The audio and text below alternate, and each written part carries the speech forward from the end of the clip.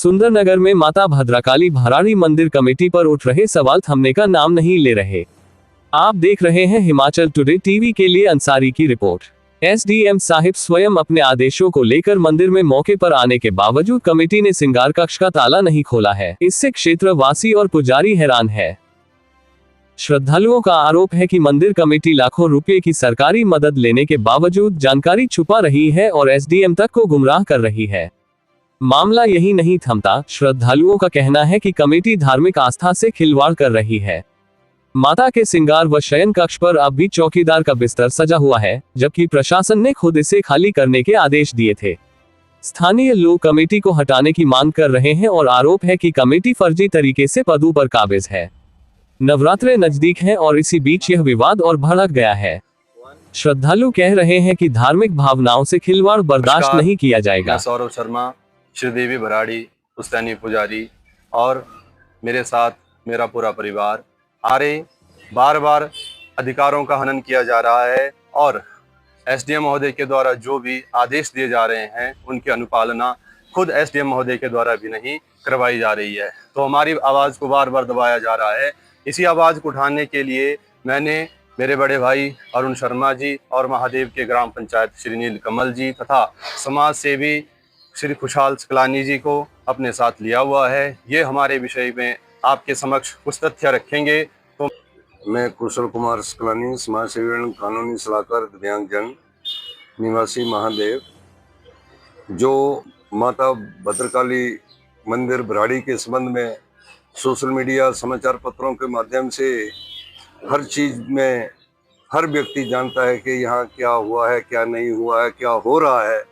और उस संबंध में जब अदालतों द्वारा एसडीएम द्वारा अपने द्वारा दिए गए निर्णय को अपने आप उसमें अमल नहीं करवा सकते, उसकी उल्लंघना अवहेलना करने और करवाने के लिए या तो लगता है प्रेरित करते हैं, जबकि सीधे सीधे स्पष्ट सीधा निर्देश दिए गए थे कि मंदिर कमेटी में जो एक कमरे का इशू था, उस इशू के संबंध में जब हमने व्यक्तिगत अनुरोध किया तो पिछले कल हम माननीय एसडीएम महोदय मौका पर आए थे, लेकिन जिस तरीके से उनको अपनी जिम्मेवारी, जवाबदेही और अपने पद की गरिमा को बनाए रखते हुए निर्णय देना चाहिए था, उस तरीके से मुझे नहीं लगता कि वह निर्णय हुआ है।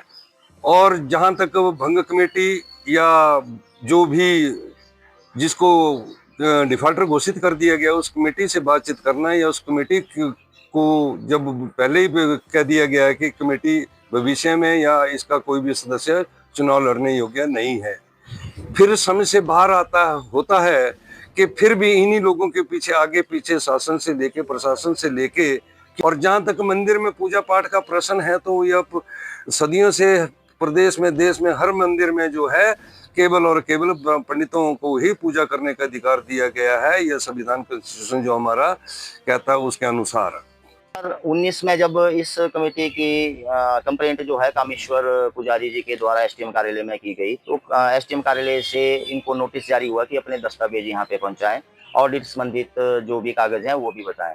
तो उसमें कमेटी ने जब इनको जवाब दिया, एसडीएम कार्यालय को जवाब दिया, तो उसमें इन्होंने एक ऑडिट रिपोर्ट सबमिट करवाई जो कि 2003 से 2020 तक की बनाई गई, 19 तक की बनाई गई थी।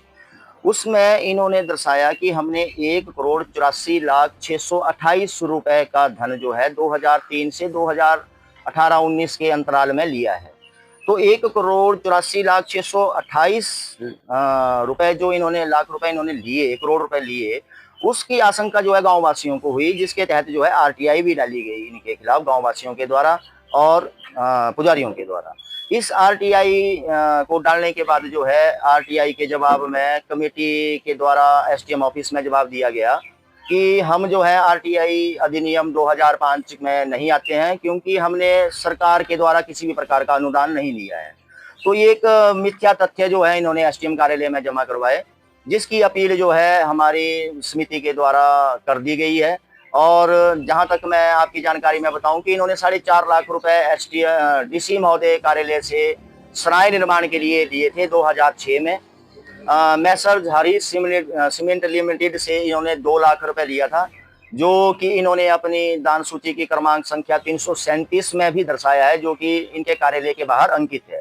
इस प्रकार से सांसद निधि भी इनको आई, अन्य प्रकार से काफी दान आए, तो इसकी आशंका हुई, अपील कर दी गई है। अब हम एसडीएम महोदय से यही निवेदन करना चाहते हैं कि आपके द्वारा 2 बार आदेश हो चुके हैं जिसकी अनुपालना इस कमेटी के द्वारा नहीं की गई है। अब हम महोदय से निवेदन करते हैं कि जो इन्होंने आरटीआई अधिनियम की उल्लंघना की है, मिथ्या तथ्य दिए हैं, उसमें 19(1) के तहत हमने अपील दायर कर दी है, जिसमें धारा 20 के अंतर्गत इनके ऊपर दंडात्मक कार्रवाई बनती है, जो कि एसडीएम महोदय अमल में लाएं। हमारा इनसे बस यही निवेदन रहेगा। नमस्कार, मैं नीलकमल, प्रधान ग्राम पंचायत महादेव। मैं कुछ दिनों से सुन रहा हूँ कि माता भद्रकाली के मंदिर में जो पुजारियों के साथ कमेटी द्वारा दुर्व्यवहार किया जा रहा है, उसके लिए मैं बहुत दुखी हूँ, क्योंकि मेरी भी भद्रकाली माता जी कुल देवी है। लगभग 42 साल मेरी उम्र हो चुकी है। लगभग 30 सालों से मैं मंदिर में जाता रहूँ, तो हमें मंदिर में पुजारियों द्वारा बहुत मान सम्मान दिया जाता है। हम भी मानते हैं कि माता के मंदिर में जो है श्रृंगार कक्ष होता है वो पुजारियों के हवाले होना चाहिए, क्योंकि नवरात्रों के टाइम ये माता का श्रृंगार करना जाता है। और सर्दियों के दिनों में ऐसी भी व्यवस्था हो जाए, कई बार रात को 12 बजे भी श्रद्धालु आते हैं, तो इतनी भारी ठंड में पुजारी बाहर कहाँ तक बैठा पाएगा। तो कमेटी द्वारा जो इनके साथ दुर्व्यवहार किया जा रहा है वो बिल्कुल गलत है।